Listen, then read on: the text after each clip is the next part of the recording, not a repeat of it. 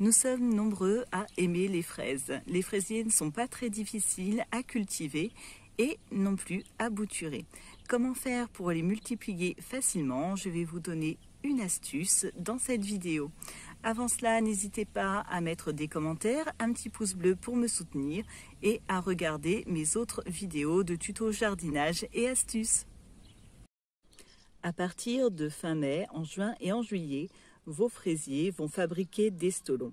Qu'est-ce que c'est qu'un stolon? Un stolon, ce sont ces grandes tiges vertes qui émanent du cœur de vos fraisiers, qui sont un petit peu plus claires que le reste de votre fraisier.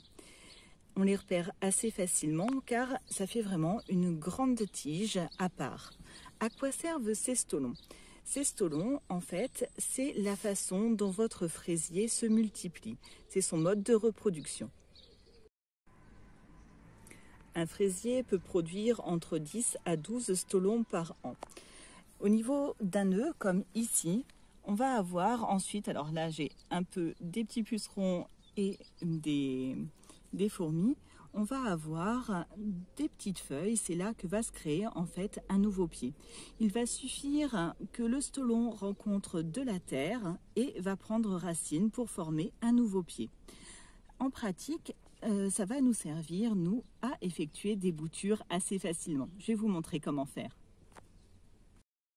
Ici, comme nous avons mis une petite bâche de protection pour les mauvaises herbes, nous allons donc faire une bouture dans un pot.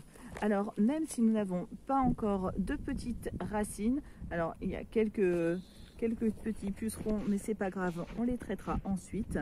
Nous allons réaliser notre bouture avec ce stolon directement dans un pot et nous pourrons ensuite le repiquer plus tard. Je vais vous montrer comment réaliser ceci, c'est très simple. Pour réaliser notre petite bouture en pot, il nous faut un pot. Celui-ci est un peu petit, malheureusement. Je n'ai plus grand chose, mais ce sera pour repiquer ensuite. Je prends des cure-dents. Vous pouvez prendre un petit arceau en métal ou des pics à brochette. Ça va nous servir à coincer notre petite bouture de fraises. On met le pot sous notre petit plant, sous notre futur petit fraisier, et avec les cure-dents on va essayer de le coincer pour qu'il reste en place pendant quelques temps afin de pouvoir s'enraciner. Normalement avec deux comme ça devrait suffire. À surveiller donc de temps en temps, on va pouvoir l'arroser, l'humidifier un tout petit peu et donc revenir chaque jour pour voir s'il commence à prendre racine. Voilà, un petit peu plus d'une semaine et demie que nous avions posé notre stolon sur le pot et comme vous voyez, il a bien grandi. On a malheureusement des pucerons qui donc en ont fait leur résidence, mais comme vous pouvez le constater, si je tire dessus, ça s'est bien enraciné, il n'y a pas de souci. Alors, on ne va pas couper le stolon tout de suite, car ça sert en fait comme un cordon ombilical. Notre plant mère va alimenter ce nouveau petit pied pour qu'il continue de grossir. Il va falloir attendre environ jusqu'en août pour pouvoir le couper et le replanter ailleurs, donc soit le garder en pot ou alors le mettre en terre. Comme je vous le disais, le stolon sert un peu de cordon ombilical et vous voyez du nouveau pied, le stolon continue quand même de pousser pour faire d'autres pieds.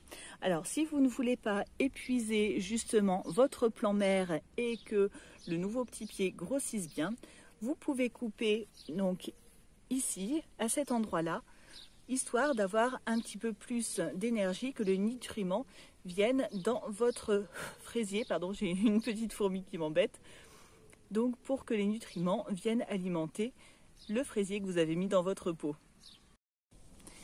Si vous souhaitez malgré tout couper les stolons, faites-le au mois de juin. Placez-les dans un récipient d'eau ou dans des pots remplis de terre jusqu'à ce qu'ils aient formé des racines. Ensuite, vous pourrez les repiquer au mois d'août également. Si vous ne souhaitez pas augmenter votre nombre de fraisiers, mieux vaut couper les stolons, tout simplement à environ 1 à 2 cm de la plante. Dans le cas contraire, les stolons puisent inutilement beaucoup d'énergie et affaiblissent ainsi la plante mère.